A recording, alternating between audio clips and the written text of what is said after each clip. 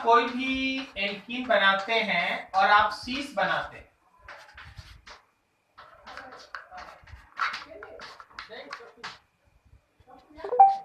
और जब आप कोई भी एल्कीन बनाते हैं और आप ट्रांस बनाते हैं,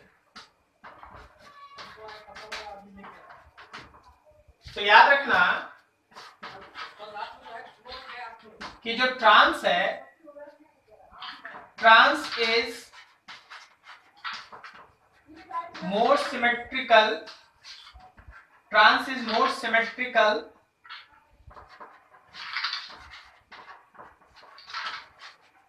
and better fit in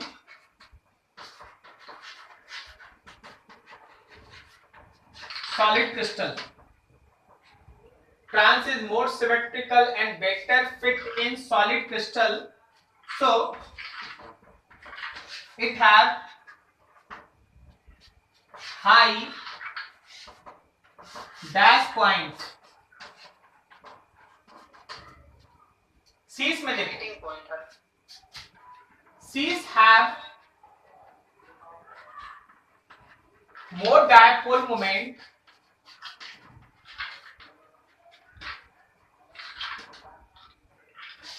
so stronger bond can be formed, stronger bond बन सकता है, so dash, so high dash point. अब तुमको बताना है कौन मेल्टिंग पॉइंट कौन बॉइलिंग पॉइंट। सेकेंड वाला में सर मेल्टिंग पॉइंट। हाँ देख, जो सॉलिड है वो तो मेल्ट ही कर सकता है ना, वो बॉयल तो कर नहीं सकता है, तो इसका मेल्टिंग पॉइंट ज्यादा होता है। लेकिन जो इस तरह का सीस है, डायपोल मोमेंट ज्यादा है, वो लिक्विड फेज में होता है, तो याद रखना इसका बॉइलिंग पॉइंट ज्यादा होता है। क्या समझे तुम? Yes sir. तो अब तुम हेक्सेन का बात कर रहा है, कर लेना, उसमें कर लेगा ना? यस सर, हो जाएगा। नोट कर लो इसको। हो गया जी? Yes sir. और बोलो बोलो बोलो, फटाफट बोलो। यस सर, ओजोनालिसिस ऑफ 1,2-डाइमिथाइल बेंजीन, उसमें पूछा है sir, how does the recurrent support accuse structure for benzene. क्या बोले थे? 1,2 डाइमिथाइल बेंजीन।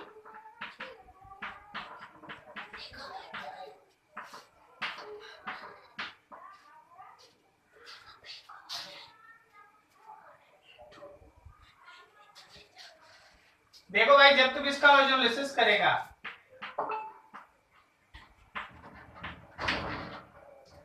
तो ये बॉन्ड टूट जाएगा, ये बॉन्ड टूट जाएगा और ये बॉन्ड टूट जाएगा, समझे? Yes sir. और जो बनेगा वो होगा CH3 bond C, CH3 bond C, यहाँ डबल बॉन्ड O और H, और यहाँ देखो डबल बॉन्ड O, फिर देखो O double bond C bond CH3, नीचे C डबल बॉन्ड O और H, और फिर यहाँ बनेगा O double bond C H bond C double bond O और H, यही बनेगा ना 3 मॉलिक्यूल? Yes sir. सर लेकिन एक और पॉसिबिलिटी भी ना है। और क्या पॉसिबिलिटी? सर जो डबल बॉन्ड है वो अगर दोनों मिथाइल के बीच में नहीं हो के कहीं और हो तो यहाँ पर ना? Yes sir. तो यही तो कैल्कुलर स्ट्रक्चर है कि जो बीच का डबल बॉन्ड है वो अपना पोजीशन बदलते रहता है। यस। ठीक है, आप जब इसको बनाते हैं तो ये गलत तो नहीं है, आपको दिखता है कि यहाँ पे है ना दो बॉन्ड का है ना, मतलब डबल बॉन्ड का अल्टरनेट एक अरेंजमेंट है, कंजुगेटेड सिस्टम है, और वही कंजुगेटेड सिस्टम उसको एक्स्ट्रा स्टेबिलिटी प्रोवाइड करता है comparison to other cyclomolecule. Okay yes sir. ठीक है, तो ये जो 3 प्रोडक्ट बना उसको आमने सामने रख के जब हम लोग बेंजीन का स्ट्रक्चर बनाए तो that will confirm the Kekule structure of benzene. Kekule structure का मतलब वही है कि कार्बन कार्बन के बीच का डबल बॉन्ड होगा, अल्टरनेट पोजीशन पे होगा, समझे? Yes sir. नोट कर लो इसको। थर्ड है कोलबेज रिएक्शन।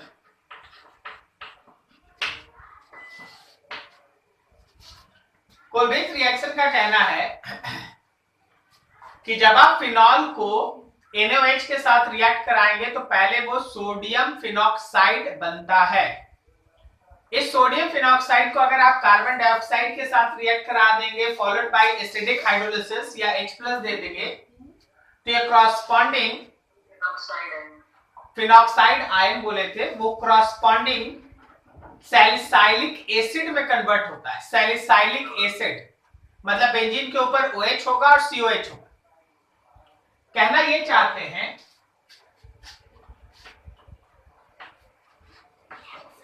जब आपका फिनॉल रिएक्ट करता है NaOH के साथ तो ये पहले फॉर्म करता है सोडियम फिनॉक्साइड O- Na+, ठीक है? दिस इज फिनॉल, ये राम लोग का सोडियम फिनॉक्साइड। और जब आप इस सोडियम फिनॉक्साइड को रिएक्ट कराते हैं CO2 के साथ इन प्रेजेंस ऑफ H+, ठीक है, तो आपके सामने बनके तैयार होता है OH and COOH। This is salicylic acid, actually aldehyde, salicylic acid. This reaction is called Kolbe's reaction.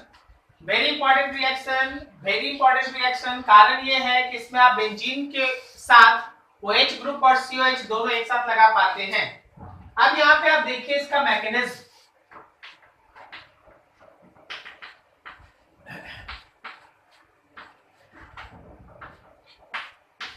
मान लो ये OH, जब आप इसको NaOH के साथ रिएक्ट कराते हैं तो NaOH हो गया हम लोगों का बेस और ये फिनॉल हो गया एसिड।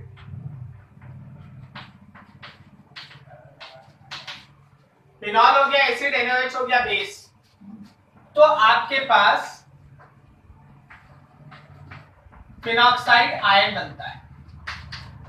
अब हम आपसे एक चीज पूछते हैं, फिनॉल खुद भी एक ऑर्थो पारा डायरेक्टर है क्या? सही है। फिनॉल के ऊपर जो O है उस पे लोन पेयर ऑफ इलेक्ट्रॉन है, वो लोन पेयर है ना डिलोकलाइज होगा तो ऑर्थो और पारा पोजीशन के ऊपर नेगेटिव चार्ज आता है। सही जा रहे हैं?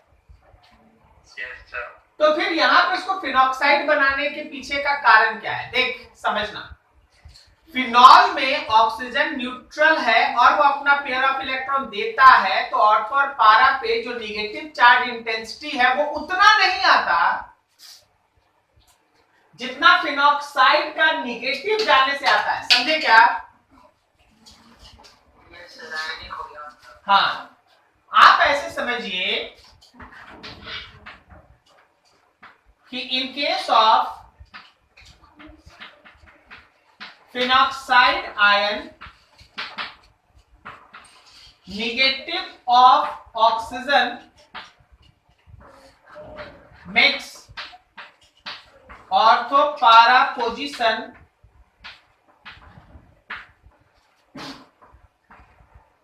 more active for electrophilic substitution। जो हमारे फिनॉक्साइड का O पे माइनस है उसका O माइनस ऑर्थो और पारा साइड को ज्यादा बेहतर एक्टिव बना पाता है इलेक्ट्रोफिलिक सब्स्टिट्यूशन के लिए। Then only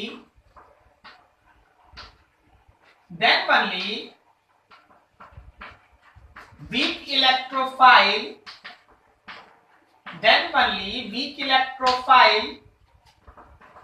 CO2 will attack on ortho para position। then only because वो ज्यादा इंटेंस एक्टिव पोजीशन बनाता है तभी जाके CO2 जो है वो ऑर्थो पोजीशन पे अटैक करता है। तो चलो भाई अब सेकंड स्टेप पे चलते हैं। अब आपके पास आ गया ये फिनॉक्साइड आयन O माइनस और बगल में है C double bond O double bond O CO2। O का माइनस नीचे उतरा तो इधर आया, तो इसमें ध्यान रखना कि O माइनस अपना खींच लिया तो C पे प्लस आया, यही प्लस जाके इस पे अटैक करता है। तो क्षण भर के लिए तुम समझो ऐसे, यहाँ डबल बॉन्ड O आ गया, यहां से C जुड़ गया, O पे माइनस डबल बॉन्ड O और ये डबल बॉन्ड, बोलो समझा? बोलो समझा? Yes sir.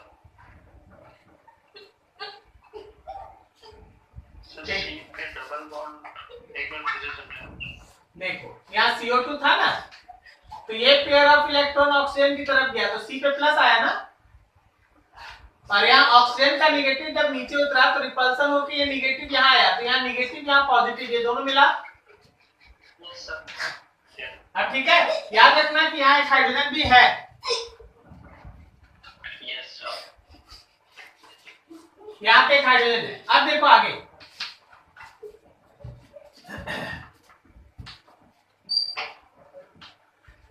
Removal of proton.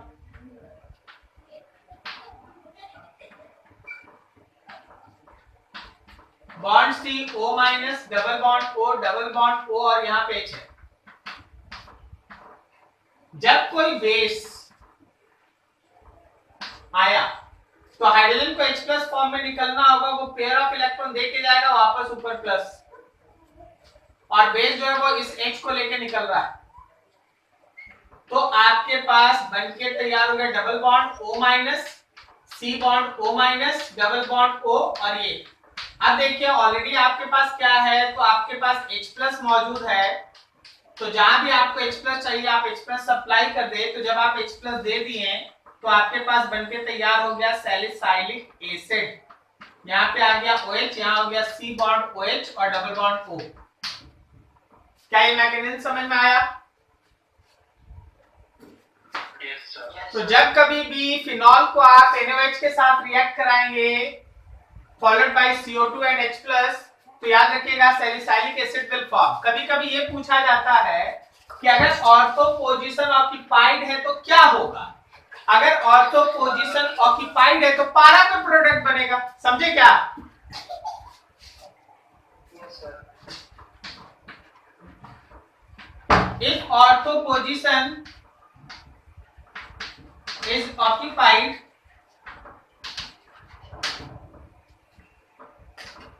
then para product will form। para product का फॉर्मेशन होगा, ठीक है? चलो जी नोट करो फटाफट यहाँ पे।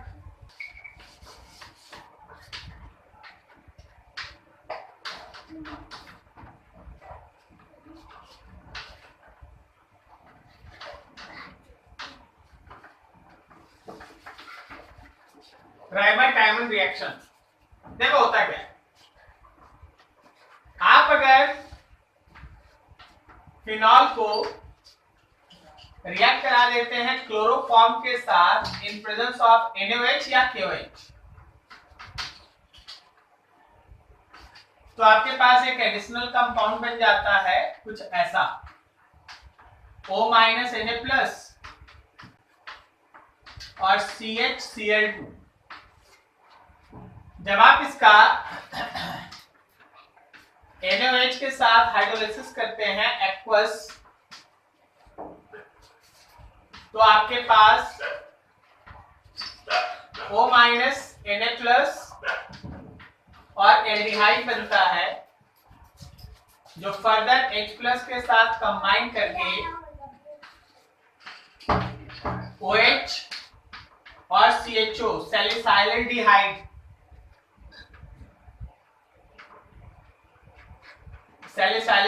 का फॉर्मेशन करता है, ठीक है?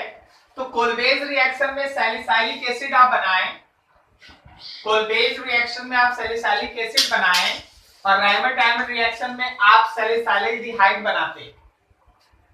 इस रिएक्शन का अगर स्टेटमेंट वाइज जाइएगा तो सुनिए ध्यान से, जब आप फिनॉल को रिएक्ट कराते हैं क्लोरोफॉर्म के साथ in presence of NaOH, then एक एडिशन कंपाउंड बनता है which on further hydrolysis with NaOH and this H+ finally salicylaldehyde will form. Salicylaldehyde का फॉर्मेशन होता है। अब देखो इसका भी एक सिंपल सा मैकेनिज्म है, उस मैकेनिज्म को देखिए और समझिए। थोड़ा बड़ा मैकेनिज्म है, आप ध्यान रखिएगा। सबसे फर्स्ट स्टेप में आप इसको सोडियम NaOH के साथ रिएक्ट करके सोडियम फिनॉक्साइड बनाइए। कोई बता रहा है सोडियम फिनॉक्साइड बनाने के पीछे का लॉजिक क्या है? हाँ, वही है कि जो ऑर्थो पैरासाइट है वहां ज्यादा नेगेटिव इंटेंसिटी क्रिएट हो और इससे जो है वो रिएक्शन आगे आसानी से बढ़ सके। ठीक है, तो सोडियम फिनॉक्साइड। अब आप सोडियम फिनॉक्साइड पे रुकिए, आप दूसरे जगह पे जाइए। आपके पास है H bond C Cl Cl और Cl और इसको आप रिएक्ट करा दिए हैं NaOH मतलब बेस से OH माइनस। देखो OH माइनस क्या करता है, OH माइनस पहुंचता है हाइड्रोजन के पास, हाइड्रोजन निकला H+ फॉर्म में। तो जब ये हाइड्रोजन H+ फॉर्म में निकला, जब ये हाइड्रोजन H+ फॉर्म में निकला तो ये अपना पेयर ऑफ इलेक्ट्रॉन देके गया कार्बन को, तुरंत Cl इस पेयर ऑफ इलेक्ट्रॉन को लेके अलग हुआ। तो देखो कौन कौन हटा है, H हटा है, Cl हटा है, कार्बन का 2 Cl रह गया और एक पेयर ऑफ इलेक्ट्रॉन, कार्बन का 2 Cl रह गया और एक पेयर ऑफ इलेक्ट्रॉन अलग अलग कौन हुआ है, तो H2O अलग हुआ है और NaCl अलग हुआ। क्या समझे इतना आप? क्या आप लोगों को ये लाइन समझ में आई? तो जो बना है क्या आप उसको पहचान रहे कि ये कार्बीन है? कार्बीन है तो ये इलेक्ट्रोफाइल है या न्यूक्लियोफाइल है? न्यूक्लियोफाइल।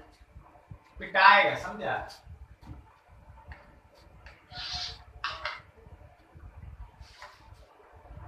क्या है भाई कार्बन? हाँ, तो इलेक्ट्रॉन का कमी है तो इलेक्ट्रोफाइल है ना ये। Yes sir. इलेक्ट्रोफाइल। अब देखो थर्ड,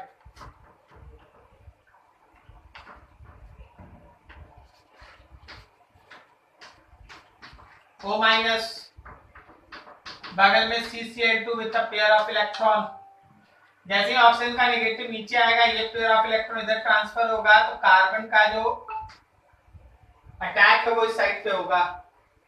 तो देखो जब कार्बन का अटैक वहां हुआ तो जो बना उसको पहचानो, double bond O, bond C, Cl Cl और एक पेयर ऑफ इलेक्ट्रॉन, यहाँ पे H है, डबल बॉन्ड डबल बॉन्ड। कोई बताएगा अभी इस कार्बन का चार्ज कैसा? चार्ज सर कुछ नहीं है। अरे है भाई है, -1 है, फॉर्मल चार्ज है माइनस। देख 1 इलेक्ट्रॉन, 2 इलेक्ट्रॉन, 3 इलेक्ट्रॉन और 2 5 होता है वैलेंस शेल में 4 इलेक्ट्रॉन, तो ये है माइनस। नहीं समझा? तो यहाँ पे या तो तुम यहाँ निगेटिव दिखा दो नहीं तो 2 पेयर ऑफ इलेक्ट्रॉन दिखा दो ऐसे। तो अब देखो होता क्या है, जो आपका बेस है वो बेस इस हाइड्रोजन को अप्रोच करता है तो हाइड्रोजन अपना पेयर ऑफ इलेक्ट्रॉन डोनेट करता है ऑक्सीजन पे पेयर ऑफ इलेक्ट्रॉन वापस, और ये हाइड्रोजन इसी माइनस के साथ कंबाइन भी कर जाता। ठीक है, तो अब होता क्या है, double bond O minus C के साथ एक H लगा दो, Cl डाल दो, Cl डाल दो और ये डबल बॉन्ड ऐसा। वेट करके समझ लो, देख लो अच्छे से, क्या समझ में आया सबको?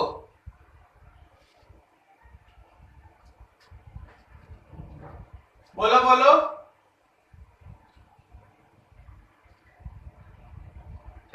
OH तो बेस के साथ न जाना चाहिए। आप बेस को अगर एक स्टेप में दे दीजिएगा ना, तो फिर अगले स्टेप में फिर से आपको लिख के बेस का H इसको दे देना होगा।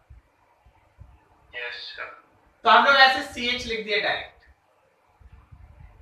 Yes sir. ठीक है, अब यहाँ पे रुकना, समझना, अभी थोड़ा जगह नहीं उधर, तो हम थोड़ा इधर चलते हैं।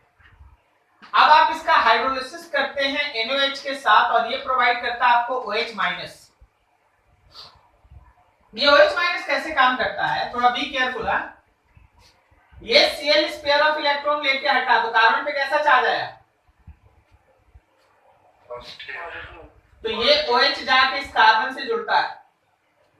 ठीक है, ऐसा 2 बार होगा। वैसे तो हम एक बार पहले लिखते हैं यहाँ पर double bond O minus, double bond C के साथ H, एक OH, एक Cl। फिर से ये रिएक्ट करेगा NaOH के साथ, फिर से ये रिएक्ट करेगा NaOH के साथ। ओके, तो जब ये NaOH के साथ रिएक्ट करेगा, फिर से यही कहानी दोहराया जाएगा। Cl हट जाएगा और OH जाके इस कार्बन से जुड़ जाएगा, O माइनस, डबल बॉन्ड, अब C के साथ H है, 2 OH आ गया। चलो जी बताओ, हमको लगता है पिछले दिन कोई पूछा था, एक कार्बन पे 2 H है, स्टेबल है या अनस्टेबल? स्टेबल है या अनस्टेबल? अनस्टेबल है, तो तुरंत इससे एक वाटर मॉलिक्यूल बाहर निकलेगा। देख ले भाई, एक वाटर जैसे ही बाहर निकला, जो बना O minus, double bond C के साथ H था, डबल बॉन्ड O आ गया, C के साथ H था, डबल बॉन्ड O आ गया। अब आप इसको H प्लस के साथ कंबाइन करा दीजिए। जब आप इस H प्लस के साथ कंबाइन कराएंगे तो O के साथ H होगा, C के साथ H होगा, डबल बॉन्ड O होगा, और ये ऐसे सिस्टम तुम्हारे पास। क्या बोलता है, समझ में आया कैसे बना ये पूरा? Yes sir. देखिए, ये मैकेनिज्म आपके स्कूल के लिए इंपॉर्टेंट नहीं है, लेकिन इस मैकेनिज्म में कार्बीन इन्वॉल्व है, इसलिए बेटर कि आप इसको याद रखिएगा। ये बहुत अच्छा कंपटीशन में पूछा जाने वाला चीज है। ठीक है, नोट करो फटाफट। ठीक, तो ये 2 रिएक्शन बहुत खास होगा, ध्यान रखना। अगर तुमसे कोई बोल दे कि बेंजीन से सैलिसाइलिक एसिड बनाओ, तो बेंजीन से पहले तुम क्लोरोबेंजीन बनाओ, फिर फिनॉल बनाओ, तब सैलिसाइलिक एसिड बनाओ। उसी तरह अगर बेंजीन से कोई तुमको बोल दिया कि सैलिसाइल्डिहाइड बनाओ, तो बेंजीन से पहले फिनॉल मतलब क्लोरोबेंजीन बनाओ, फिर फिनॉल बनाओ, और उसके बाद फिर सैलिसाइल्डिहाइड बनाओ। समझ में आया दोनों? Yes sir. Very important. अब यहाँ पे आगे ध्यान से समझना है, यहाँ पे 2 छोटा छोटा और रिएक्शन बचा है। एक है जिसमें फिनॉल से आप बेंजीन बनाते हैं। अच्छा, अगर हम बेंजीन फिनॉल से बोल दे क्लोरोबेंजीन बनाने, कैसे बनाएगा? सर न्यूक्लियोफिलिक सब्स्टिट्यूशन हो जाएगा। अच्छा, मतलब OH को हटा के Cl आ जाएगा ना? Yes sir. अच्छा, हमको ये बता, Cl को हटाना था तो OH लाया था, तो जो OH स्ट्रॉन्ग था उसको तुम हटा देगा Cl से? कंडीशन चाहिए होगा। देखा, समझा? पिछले दिन जब आप लोग क्लोरीन्स को हटा रहे थे, तो NaOH एक स्ट्रॉन्ग इलेक्ट्रोफाइल है, ये कह के पढ़ाई हुआ।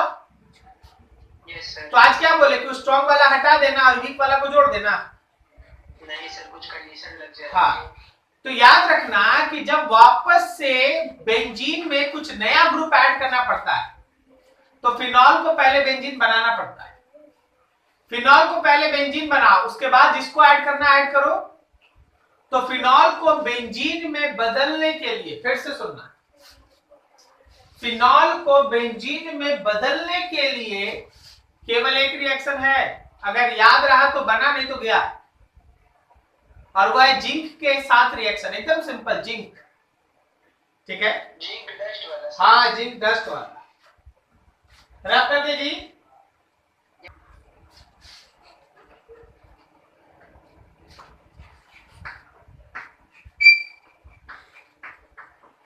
रिडक्शन ऑफ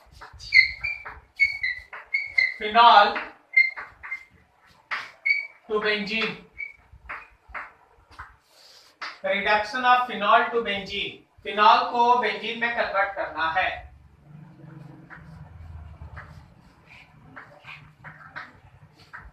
जब आप इस फिनॉल को जिंक डस्ट के साथ रिएक्ट कराते हैं तो यहाँ का ऑक्सीजन जिंक अपने साथ लेके निकलता है और फॉर्म करता है बेंजीन। अब एक बार जब बेंजीन बन गया तो आपको इसको जिसमें कन्वर्ट करना है कन्वर्ट कीजिए, लेकिन फिनॉल को बेंजीन में कन्वर्ट करने का यही एक रिएक्शन, ठीक है। अगला है क्लास, खत्म कर दे उसको भी।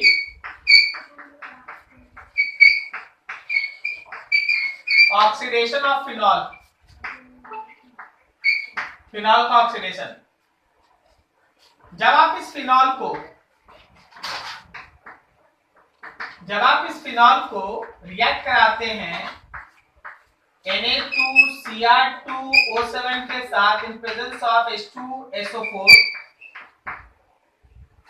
याद रखना कि ये corresponding di conjugated di ketone में बदल जाता है, double bond O double bond O। इसको हम लोग कहते हैं बेंजोक्विनॉन, बेंजोक्विनॉन। तो ये रहा रिडक्शन, कैसे ऑक्सीजन हटाते हैं, ये रहा ऑक्सीडेशन की कैसे एक्स्ट्रा ऑक्सीजन जोड़ते हैं। तो these are the two basics important reactions, याद कर लो, ऐसे नोट कर लो इसको।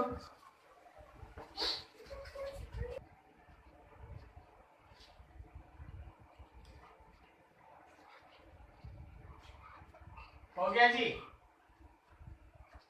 Yes sir. बोलो जी, बोलो। पहले NaOH के साथ करके फिनॉक्स सोडियम पेरोक्साइड बनाए, फिर हाँ, CO2H+ लगा के फिनॉल COH लगा दिए ग्रुप, और फिर जिंक डस्ट से OH ग्रुप हटा दिए। दूसरा ऑक्सीजन पे इसका इफेक्ट नहीं पड़ेगा, ये तो ऑक्सीजन को स्नैच कर रहा है ना, रिडक्शन है ना। तो जो आप वही एसिड पहले से बना के रखे हैं, जिंक डाल दीजिएगा तो वो रिड्यूस होगा ना। वही एसिड भी तो रिड्यूस हो जाएगा एल्डिहाइड में या फिर और अल्कोहल में, वहां से भी ऑक्सीजन कंटेंट कम होगा। सर पहले बेंजीन बनाना पड़ेगा, बना लो। उसके बाद सर FCRS एल्काइलेशन करके COH ऐड कर। पहले बेंजीन बना लो भाई, सही बोला। उसके बाद Fidel craft alkylation CH3Cl anhydrous AlCl3, तो टॉल्यूइन बन गया, याद आया। और आपको याद है कोई भी है इस तरह का एरोमेटिक हाइड्रोकार्बन को अगर आप K2Cr2O7 से ऑक्सीडाइज कर देंगे तो whatever be the number of carbon in side chain वो वही एसिड ही बनता है। याद आया, 11 में आपको पढ़ा दिया गया था, 11 वाला क्लास में। यस नहीं यार, याद कहाँ आ रहा, याद ही आ जाता तो मेरा टेंशन ही खत्म हो जाता है। हाँ ठीक बोले? Yes sir. अरे तुम लोग याद क्यों नहीं कर रहा है? हाँ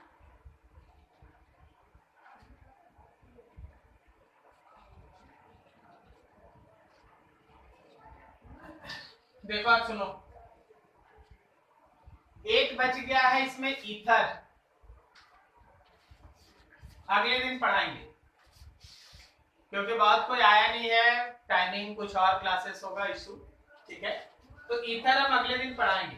देखिए आपका क्या क्या बचा सिलेबस में, ईथर हो गया मतलब, फिर आपके पास एक chapter aldehyde, ketone, carboxylic acid और एक चैप्टर है एमाइन्स, बस यही ना बचा है यार।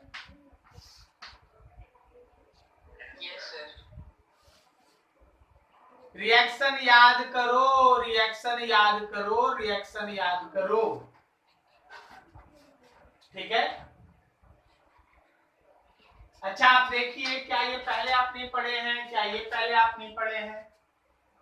यस सर, 2 स्टेप याद था, तीसरा वाला गड़बड़ा है।